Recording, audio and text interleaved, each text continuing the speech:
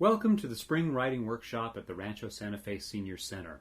My name is Chaffin-Quiray. This is the June edition 2020, and our focus today is dialogue, but in particular the short story Hills Like White Elephants by Ernest Hemingway. On our way to talking about Hemingway's story, I wanted to offer a few breadcrumbs, which are things you might read, watch, and hear based on my introduction and experience over the last several weeks. In particular, the things you might consider reading include the Dune House Atreides novel by Brian Herbert and Kevin J. Anderson, Station 11, a novel by Emily St. John Mandel. You might watch the movie 9 to 5 from 1980, the movie Little Women from last fall, 2019, and you might give a listen to the podcast called WTF with Mark Maron. For me, as a sometime reader of science fiction and fantasy fiction, I've been drawn to the Dune Chronicles since I was a wee boy of, say, 11 or 12 years old, when a 6th grade teacher introduced me to this series and suggested I might enjoy reading them. At that time and at that age, I found the original Frank Herbert novel quite intimidating but very provocative, and over the years read the rest of his existing work in the subject, and then grew off into my own adulthood and generally lost track of it, except for periodic glimpses backwards in the mirror. Among those glimpses were the fact that I became aware that his son, Brian Herbert, in collaboration with Kevin J. Anderson, began writing further novels in the Dune universe based on the father Frank Herbert's notes. I kicked around the idea of reading these, but considered them somehow secondary and ignored them. Recently, however, with the lockdown and pandemic worry about staying at home, I needed things to read and occupy myself, and decided I would give these novels a shot. I've enjoyed the first one, House Atreides. I'm now on to the second one, and I would recommend them, particularly if the Frank Herbert original series, which dates to 1965 with the Chronicle Dune, is of interest to you. I have enjoyed revisiting this universe and meeting the various characters who I remember from that early novel as much younger people before the world-making affairs of that earlier novel come true. The other novel I'd recommend is Station 11 by Emily St. John Mandel. I have to admit that I came to this novel quite by accident. I was looking to find a copy of her more recent book called The Glass House. I couldn't find it at my local library when they were still lending. I couldn't find it at my local bookstore for curbside pickup.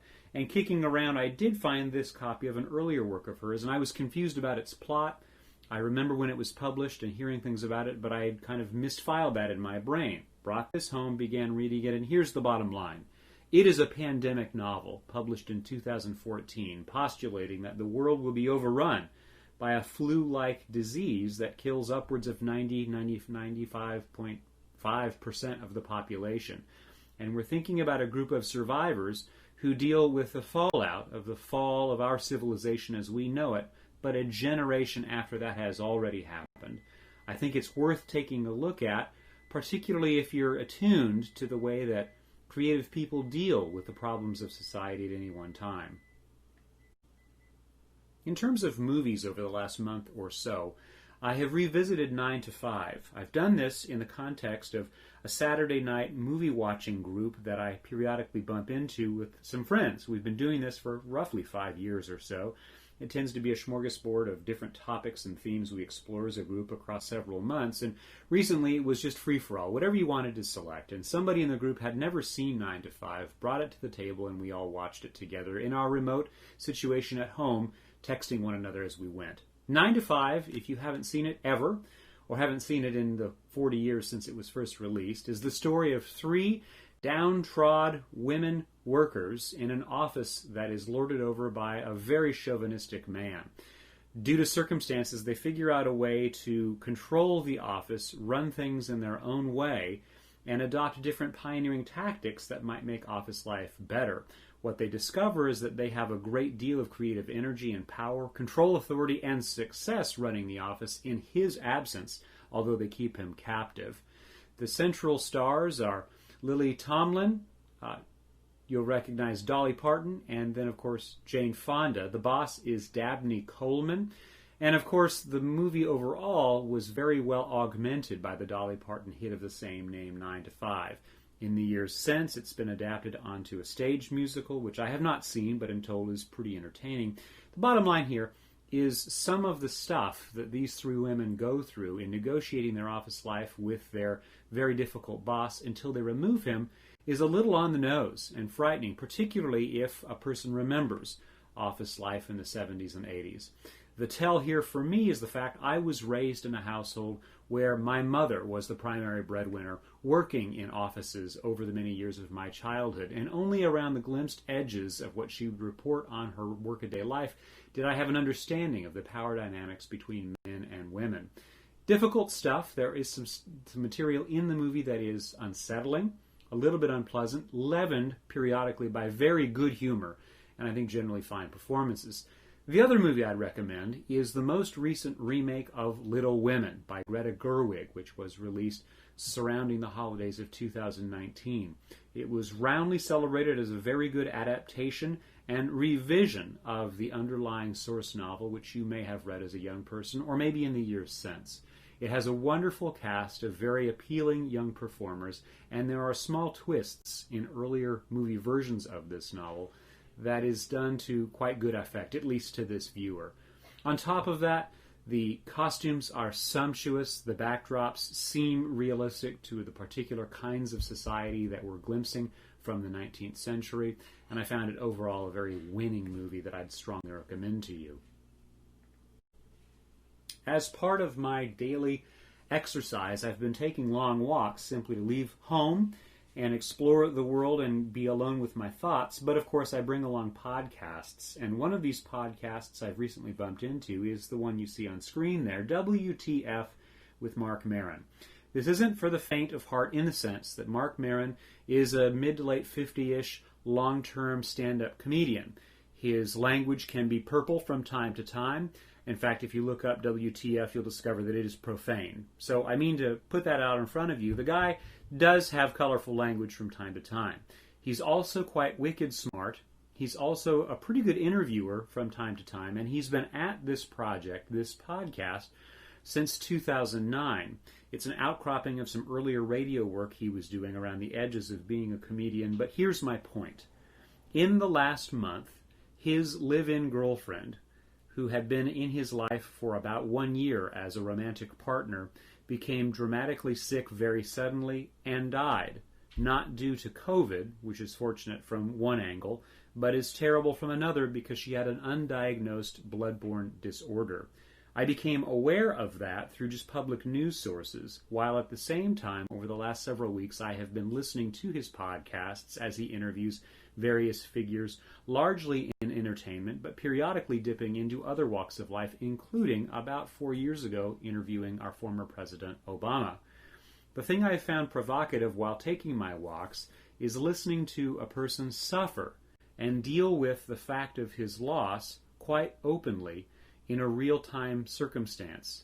In effect, his girlfriend, this woman filmmaker called Lynn Shelton, died, I think, on a Friday, and his habit has been to put out new episodes of this podcast every Monday and every Thursday, and he has continued to do that while acknowledging and talking about and exploring the difficulties of this terrible event that has happened to him, acknowledging the kindness of strangers, and dealing with the pain and anguish of what it is to lose and lose terribly. Now, as you go back through his archive, should this guy's voice and pattern be of interest to you, you'll discover that he's a very light and interesting guy, doing all kinds of funny things, interviewing all kinds of interesting guests. But I have found the poignancy of his struggle with loss to be quite remarkable, insomuch as I've paused in the shade of trees while on those daily walks to really listen to what his words are and thinking about what he has experienced in terms of love, what he has lost because the source of that love, this woman Lynn, is no longer with him, but then the fact that the memory of what they established together can linger with him now forever. I have found all of that quite warming and also quite terrifying because it is something that will visit us all. So then we turn to our subject at hand, which is Hills Like White Elephants by Ernest Hemingway. By Notes of History, this was first published in August of 1927 in a small literary magazine called Transition, and later that year it was included as one of several short stories in the Hemingway collection Men Without Women, which I believe has been in print ever since. It is widely available through the web. If you have never read it before in its entirety, know that it's a pretty short story. I suspect that a typical reader will get through it in less than 15 minutes, perhaps less than 10. It really isn't that long a piece of work, and it's widely available in PDF forms, EPUB documents, and as I said, in various collections over time. You'll also find, if you should Google this story and this writer, a number of different people, including yours truly, who've tried to offer remarks of analysis and interpretation, celebration, and criticism of what this story is all about. In at least one encounter, I've discovered people who've read it aloud, helping it last 10 to 15 minutes, depending on the reader and the pace of their natural speech. All of that to one side, I do think it recommends itself to the casual reader of American literature because Ernest Hemingway is one of our huge celebrated figures. A few things about him of note, if you haven't refreshed yourself in Hemingway stuff. The man was born in 1899, lived to 1961 when he took his own life, and in between enjoyed and suffered through various world historic experiences, including volunteer service in World War I as an ambulance driver, working around the scenes of supporting the rebels in the Spanish Civil War. I believe he was married 4 different times. I believe he fathered at least 3 children. He lived through various experiences of personal tragedy and pain involving accidents and injuries. He also was likely clouded in a whole fury of different neurological and mental disorders, which we might now name differently than was the case then, but certainly a very manic and depressive person, a very addictive personality who was difficult to be around, but definitely one of the main voices of American literature in the years of his life. He became known for promoting a particular strategy of writing, the iceberg theory, which is to suggest that most of what we should accomplish in our writing is small compared to everything that might be underneath it if we just simply allow the words that we select and present to a viewing and reading public to be the right words in the right space. More on that as we move along. A few things about this story. One, it has a generally simple synopsis. What we experience is an American man and a young woman, who he refers to as girl, as they drink and talk at a small Spanish train station as they await a train which will take them to the city of Madrid. The girl, while in conversation, compares the nearby hills to white elephants. They talk around the fact of what's really on their mind, and they directly talk about going off to the city for an operation. What they indirectly don't talk about, but we infer, is what that operation is, and the suggestion through years of interpretation is that he is pushing her to go get an abortion so they can continue to enjoy their life as a young couple, enjoying the pleasures of flesh and feast without the obligations of marriage or family life. As we enter into thinking about this story more closely, I do want to present a couple of ideas that may be of interest. These bracket into 2 broad categories. The first is the uses of dialogue, and the second is the valuable attributes of dialogue. First up, uses of dialogue. When people write dialogue, as Hemingway does in this story, there are 5 main areas of its value to us as readers, and one is simple exposition, a character explaining who they are as they introduce themselves to another character, as they ask for something in a preference they may have for food or drink or living condition or an item they wish to buy at a store. A character offers expository remarks in the dialogue that they speak. The second thing that a character presents through their dialogue is the background. We learn where they are. We learn when they are. We learn what the tendencies are in the society around them, and we hear in their references what their class position may be, what they may be in terms of age, background, and training. The third thing that dialogue often offers us is an acceleration through story. And here let's just put a fine point on it. Dialogue versus expository prose tends to have a lot of white space around it. Dialogue tends to move very quickly down a page, and as a reader, we accelerate through dialogue because we can chew it up very quickly. This is helpful because it does put on the accelerator for a reader who's moving through a bit of text. This acceleration moves us through the story physically because we do indeed flip pages faster, but this acceleration also brings with it the dynamic of how people sometimes interact with one another when they're live in sparkling conversation. There is also a fourth tendency in the use of dialogue, and that is specific character development. As characters speak, they will very often refer to their personal histories, they will make preferences, they will suggest things that they know about exclusively, they will have jokes, they will have insights that their immediate intimates will understand and that strangers will not. This tendency strongly mirrors the way that if we're eavesdropping on people conversing around us, say in a park, a restaurant, a line, we will hear them say things we don't fully understand specifically, but we can intuit that the people in conversation know something very deeply about one another, and this deep inside knowledge they have of one another speaks to who they are. There's a fifth status or use of dialogue, and that is relational status. People in conversation, like characters in written work in conversation, are constantly reiterating the patterns of how they relate. Who has greater and lesser authority? Who has greater and less control? Who is the prime mover in a relationship? And who is more subordinate?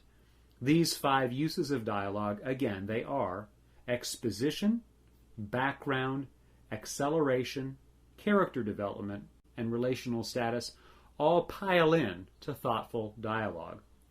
But there's this too. The valuable attributes of dialogue that we can drill into even more specifically go like this. Speech in dialogue, in stories, is a form of action.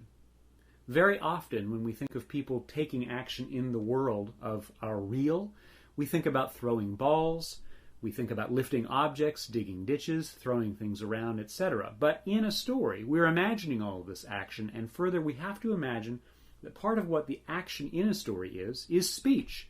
People can very specifically say things to hurt or to heal one another. So speech is a kind of action. It needs to be thought of that way. So the gestures that people use while speaking also matter. That's the second iteration of valuable attributes of dialogue.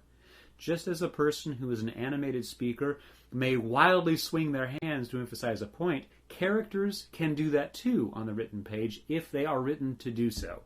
They can gesture to emphasize their thoughts, to express discomfort, to express affection or joy or rapture or nervousness. A third thing is there is an insight into context when there is a sense of valuable attribution in dialogue. Dialogue also lets us understand where we are because characters who gesture may also pause and notice something about the world in which they are situated. They may notice wallpaper, the change in cloud structure, the sudden change in music in a restaurant, the wafting over of a pleasant smell. So context, along with gesture, can impact how and in what ways people speak. Fourth, people speak in their vernacular. This is true in our everyday speech. There are particular forms of slang, there are particular conjugates of profane words that I personally enjoy, and in conversation they form my particular vernacular, which defines me. In similar fashion, there are many regionalisms and dialects and accents of speech which denote who we are, where we are from, when we are from, and characters in dialogue will often use these different aspects of their vernacular to express more closely who they are. Finally, a valuable attribute of dialogue is this: silence. The inability or unwillingness to express speech has impact. If you can imagine any time in your life when you've had a heated argument or disagreement with somebody, where words get exchanged and suddenly there are no more words left to use, the punctuation of that silence, sometimes that silence wins over the point or further emphasizes something of great power in the argument that you are having. So again, Valuable attributes of dialogue, besides the specific uses of dialogue, include speech as action, gesture as part of what people say inside of a context, using their vernacular, and finally punctuated by the potential for silence. I want to begin now by offering a few excerpts from this story, Hills Like White Elephants, to express some ideas about Hemingway and dialogue. The opening of the story is a blocky expository paragraph. Let me read that aloud and then drift into the dialogue, and then I'll begin offering some comments to you. Hills like white elephants. The hills across the valley of the Ebro were long and white. On this side there was no shade and no trees, and the station was between two lines of rails in the sun. Close against the side of the station there was the warm shadow of the building and a curtain made of strings of bamboo beads hung across the open door into the bar to keep out flies. The American and the girl with him sat at a table in the shade outside the building. It was very hot, and the express from Barcelona would come in 40 minutes. It stopped at this junction for 2 minutes and went on to Madrid. "What should we drink?" the girl asked. She had taken off her hat and put it on the table. "It's pretty hot," the man said. "Let's drink beer." "Dos cervezas," the man said into the curtain. "Big ones?" a woman asked from the doorway. "Yes, 2 big ones." In this opening movement of this story, we're beginning to see the evidence of what Hemingway termed the iceberg theory, an idea that the facts of a story float above water like the tip of an iceberg, leaving beneath the surface of the water, the surface of the story in this metaphor, the supporting structure, symbolism, all of the material that makes the facts of what's happening more vivid and more interesting. In this example, what we're hearing is an isolated way station between locations, a spot that is liminal, where nobody goes to be there permanently, but is caught in transport from one place to another, from one place in life to another place in life, from one thing of sturdiness to another place of sturdiness. But in this shallow place, this train station, a person is, in a way, kind of lost. We know that it's hot. We know that there's a particular attribute of mountains nearby, that there are these rails, and that this man and this woman, called girl, that's a pointed word, are there to hang out and wait. And to occupy their time, they're going to drink beer. He nominally knows a little bit of Spanish in order to order the beers, and they're asking for quite a lot, big ones.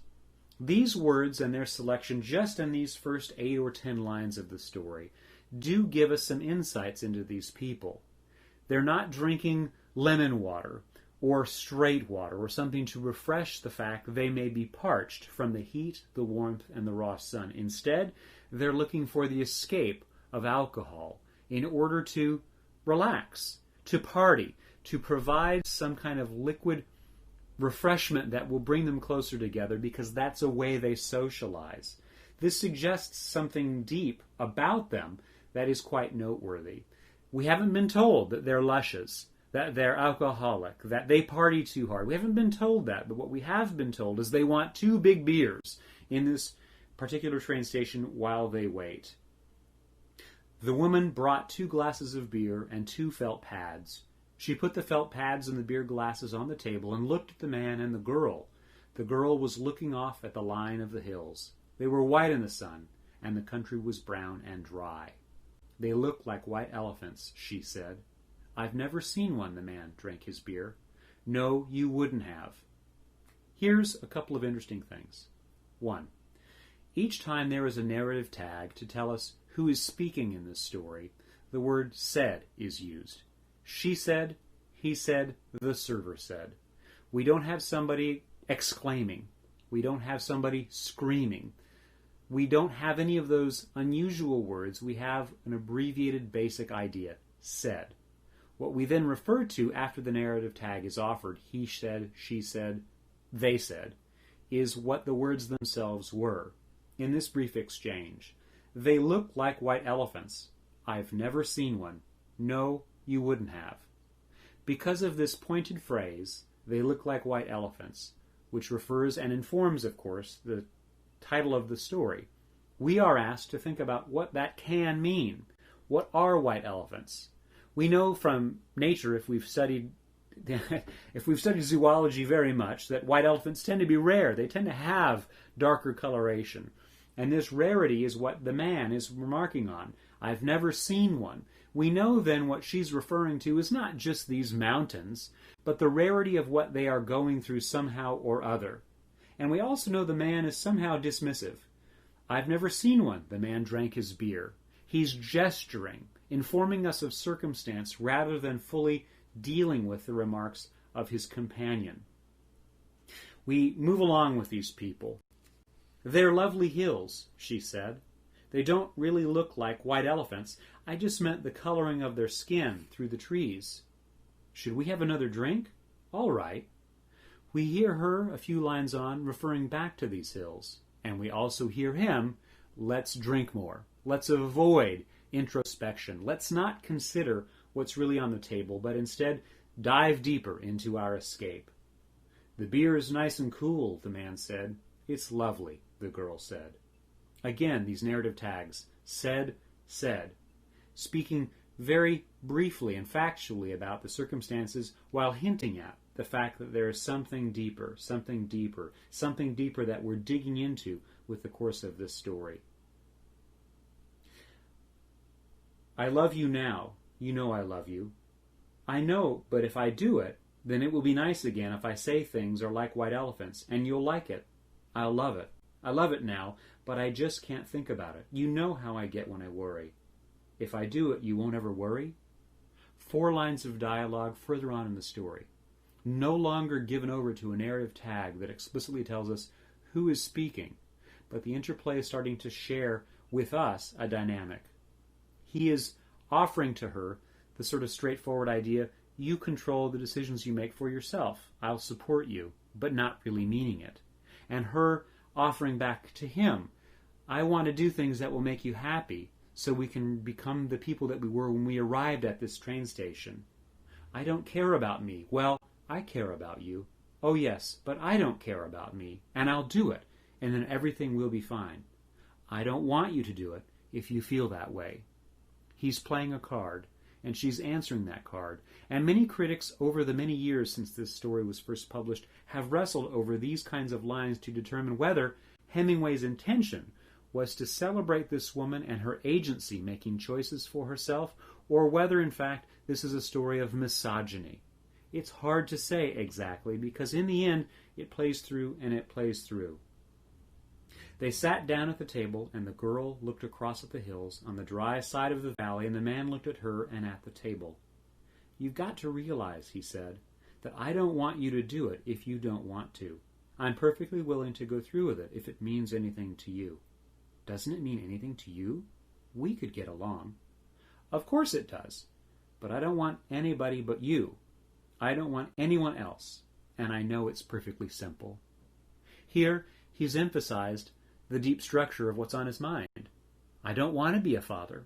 I don't want the complications of family. What I want is the fun we already have, and nothing more. It is enough.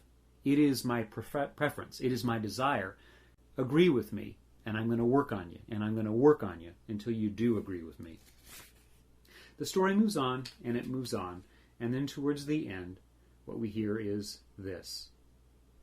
The train is coming in 5 minutes. The girl smiled brightly at the woman to thank her. I'd better take the bags over to the other side of the station, the man said. She smiled at him.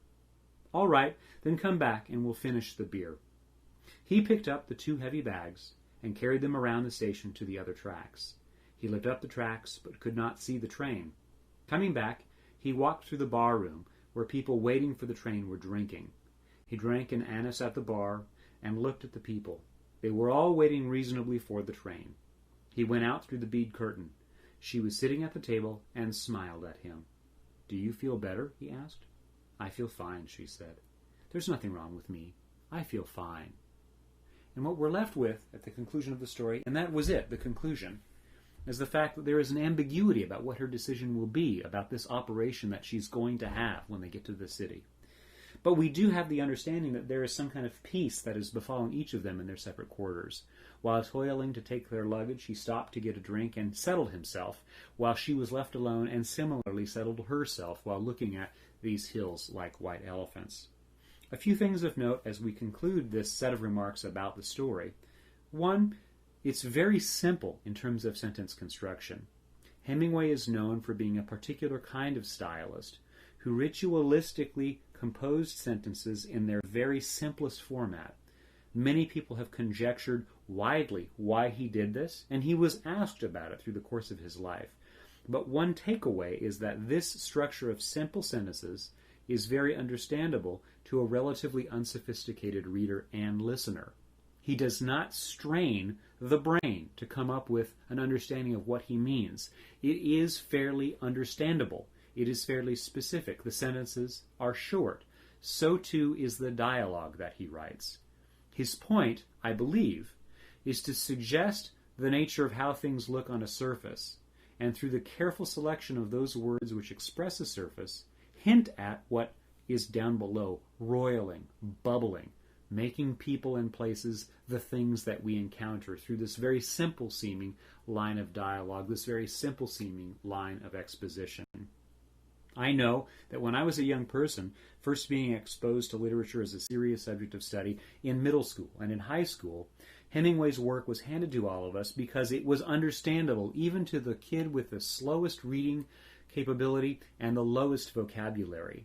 Deliberately, Hemingway seems to have always written and aimed his work at the reading level of a 10 to 14-year-old child who is conventionally literate, but not necessarily too sophisticated in worldview and not too learned in terms of vocabulary, and done so in order to sweep all of us into the affairs of his stories and help us understand people in a limited way dealing with their circumstances.